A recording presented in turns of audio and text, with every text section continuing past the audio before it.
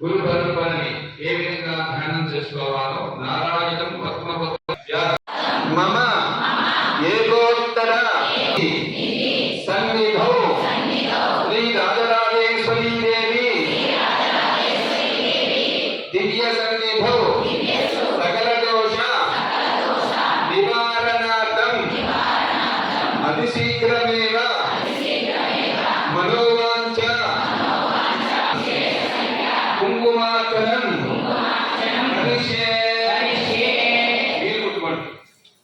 అదేవిధంగా కలశారాధన కరిష్యే కలశ చుట్టూరా గంధం రాసి కుంకుమ బొట్టు పెట్టండి. అదంతా అక్షత వేసి నమస్కారం చేసి కలుపు చేయండి. ఓం ఐం దేవాయ శ్రీపాదకాం పూజయామి నమః. ఓం ఐం దేవేంద్రాం సపదంగం శ్రీపాదకాం పూజయామి నమః. ఓం ఐం దేవాయ శ్రీపాదకాం పూజయామి నమః. ఓం ఐం దేవీకోం సర్వః శ్రీపాదకాం పూజయామి నమః. ఓం ఐం దేవీ మస్కరే సర్వకేశేంద్రాం శ్రీపాదకాం పూజయామి నమః. ఓం ఐం దేవీ మనోహర సర్వలీలాంద్రాం శ్రీపాదకాం పూజయామి నమః. ఓం ఐం దేవాయ శ్రీ లలితా మహాదేవీ బ్రహ్మచారిగాయ నమః. యోగిగా భావం చేసుకోండి. మీ దగ్గర ఫోటో పెట్టాం కదా, ఫోటో మీ చేయి ఉంచుకోవచ్చు. లేదు అంటే భావం చేసుకుంటే శ్రీచక్రమే మా శరీరం. అమ్మవారి యొక్క అనుగ్రహం మనం పొందడానికే ఆవిడే సాక్షాత్ కైలాసం నుండి మన శ్రీకాకుళంలో మన దగ్గరికి వచ్చి కూర్చుంది. ఇంత గొప్ప పీఠాన్ని మనం పెట్టుకున్నందుకు అమ్మవారు మురిసిపోతోంది.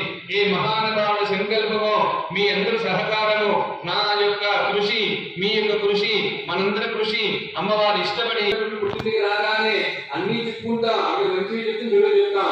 ఆవిడ ఏం చేస్తుంది, అమ్మాయి పుళ్ళు గింజలు, ఈ గింజల్ని 10 సార్లు చూస్తే అన్ని గింజలు కుళ్ళిపోయాయని నీ భ్రమలో పడతా.